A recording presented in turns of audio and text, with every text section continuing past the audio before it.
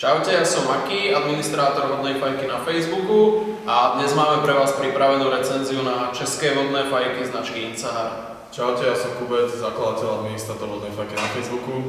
Nazdar, volám sa Timotej Jančár, som autorom knihy Vodná fajka sprievodca svetom vodných fajok a som spolupracovníkom fanpageu Vodná fajka na Facebooku. Tak, koncept Insaharu ako vodnej fajky vznikol počas jedného pekného letného večera na chalupe, kde si bratia Rumlerovi z Brna vlastne povedali, že poďme vyrábať vodné fajky, ktoré by mali ako materiál drevo, čo nie je vo svete zvykom, ak teda nerátame regalhuka, ktoré majú drevené telo, tak sa rozhodli, že vlastne prečo nepoužiť drevenú vázu. Vázy vodných fajok Insahar sú vyrábané v troch drevených prevedeniach: Jaseň, Jelša a Javor.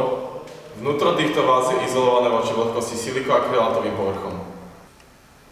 Vodné fajky Insahar pracujú na tom istom princípe ako akákoľvek iná fajka, tým, že dym z korunky sa filtruje vo filtračnej nádobe, neskôr prechádza šľauchom do úst fajčiara.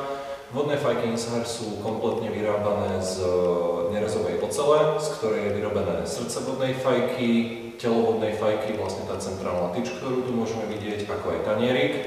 Ďalšie časti sú vyrobené, teda ako už bolo niekoľkokrát spomenuté, z dreva.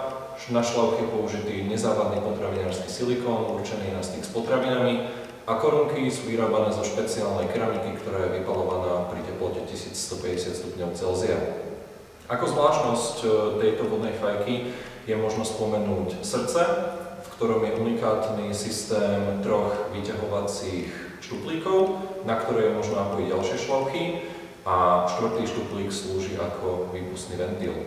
Ďalšie unikátne technické riešenie použité na vodných fajkách Insahar, ktoré mňa osobne asi najviac odpútalo, je systém náustkov, ktoré je riešené skutočne elegantne. Človek nemusí mať starosť o akékoľvek ostré plastové náustky, ktoré nie vždy presne sedia.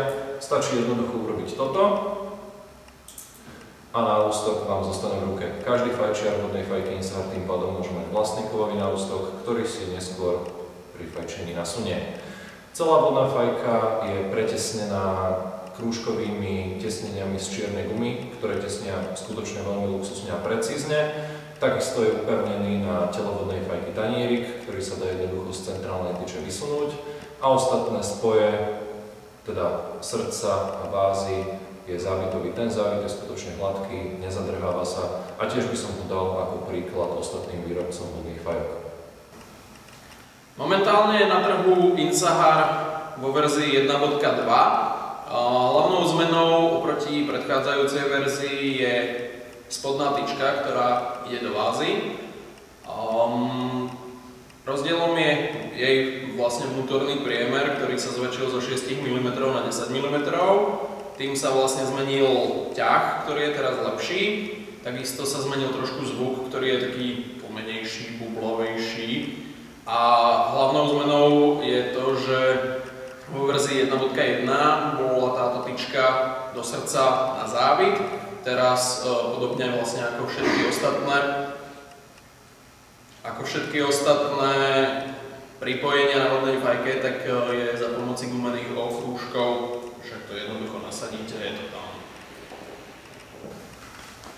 No, ďalšou zmenou oproti verzii 1.1 alias aktuálnou novinkou, ktorú výrobca predstavil, je možnosť customizácie alebo teda upravenia vázy podľa svojich predstav. Môžete si tam za istý poplatok, ktorý je myslím 20 € alebo 500 českých korún, nahať vypáliť do dreva laserom svoje logo, kreslenú postavičku, meno z vašej milovanej, dátum, kedy ste si kúpili prvý Insahar, čo len chcete. Takže vodné fajky Insahar ma zaujali hneď, ako som ich prvýkrát videl na internete. Zaujali ma najmä svojím atypickým dizajnom a využitím dreva ako konštrukčného prvku, čo pri vodných fajkách nebýva teda tradičné, aspoň čo sa týka vázy. Ďalej ma zaujali určite kvalitným spracovaním jednotlivých materiálov, čo bolo už viditeľné z prvých ilustračných záberov. Potom, ako sa mi vodná fajka Insahar prvýkrát dostala do ruky, som cítil, že je to skutočne kus poctivej priemyselnej roboty. Všetko do seba perfektne zapadalo, nadchli ma hlavne konštrukčné prvky, ako je napríklad vyberateľný náustok na šľauchu, ktorý pokladám za najelegantnejšie riešenie vôbec použité na vodných fajkách. Ďalej to bolo kvalitné spracovanie koruniek, ktoré sú vyrábané špeciálne pre tohto výrobcu. A samozrejme plusom je aj customizácia vás na vodných fajkách, takže pokiaľ chcete mať doma vodnú fajku so svojím podpisom alebo obľúbenou komiksovou postavičkou, Insahar by mala byť určite vaša vodná fajka. Čo by som do budúcnosti určite výrobcovi odporúčil zmeniť je objem vázy, ktorý je v súčasnosti iba 2 deci, čo býva väčšinou štandardom na menších alebo minivodných fajkách. Viem, že už v súčasnosti sa pracuje na tejto zmene, čo hodnotím skutočne pozitívne. A samozrejme ďalšia vec, ktorá je najmä z praktického hľadiska nedostačujúca, je priemer tanieriku na popol, ktorý je skutočne malý a postačuje možno na plynulé oklepávanie pri jednom fajčení, potom je treba ho ísť vysypať. Inak som s vodnou fajkou ako taký spokojný, je to vodná fajka na dlhoročné používanie. V podstate nemá sa na niečo pokaziť a pokiaľ by sa vám aj stalo, že niektorý komponent zničíte, je veľkou výhodou, že výrobca je z Českej republiky, všetky náhradné diely sú na sklade a veľmi ľahko dostupné. Ďalej komunikácia s výrobcom bola viac než bezproblémová, veľmi hladká, kedykoľvek sa vlastne na trhu objavila nejaká novinka alebo nový náhradný diel, mali sme ho dostupný na testovanie. Takže toto by som kládol za príklad možno aj ostatným výrobcom vodných fajok, ak si niekedy budú pozerať túto recenziu a svoje hodnotenie Insaharu by som udelil 7 z 10 bodov. Pokiaľ sa odstránia nedostatky, pôjdem do svojich hodnotení ešte vyššie. Takže mňa vodná fajka Insahar taktiež odputala jej minimalistickým dizajnom. Veľké plus hodnotím použité materiály, či už to drevo, čo je dosť atypické pri vodných fajkách, alebo ten samotný kov, ktorý pôsobí naozaj robustne, či už pri tom šlauchu, srdci, samotnom tele, čo je povedzme iba nejaká tyčka, alebo tanieriku, pôsobí to naozaj všetko robustne, kvalitne. Pre mňa mínus je samozrejme ten objem vázy, ale taktiež ako mínus by som hodnotil prvý kotlík, ktorý teraz už sa nepredáva, alebo neposúva sa do predaja. Ten prvý kotlík bol moc plytký, tabak sa v ňom rýchlo pálil, ale teraz už sa robia nové kotlíky na štýl Masta, takže už sú lepšie, tabak tam chutí výraznejšie, nesieká tam sa dole, takže to je tiež veľké plus. Ako mínus by som povedal ešte taktiež veľkosť tanierika, ktorý je hlavne pre mňa moc malý, čo ja mám rád obrovské tanieriky, minimálne 20 cm, ak ne viac. A celkovo by som dal tejto fajke tiež tých 6-7 z 10. Potom keď sa bude dokopiť väčší tanierik, tak určite pôjde moje hodnotenie ešte vyššie. Tak, ako už chalani povedali v svojich hodnoteniach, takisto sa musím prihovoriť v kladnom zmysle hlavne za komunikáciu s výrobcom. Či už sme mu spomenuli v prvých písomných recenziách veľkosť vlastne vázy alebo objem filtračnej vázy, zlú korunku, zlý tanierik, vlastne so všetkým nám po istom čase vyhovel.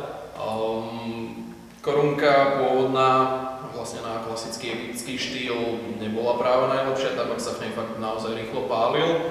Máme ju na mojej vodnici práve teraz, na Kupcovej.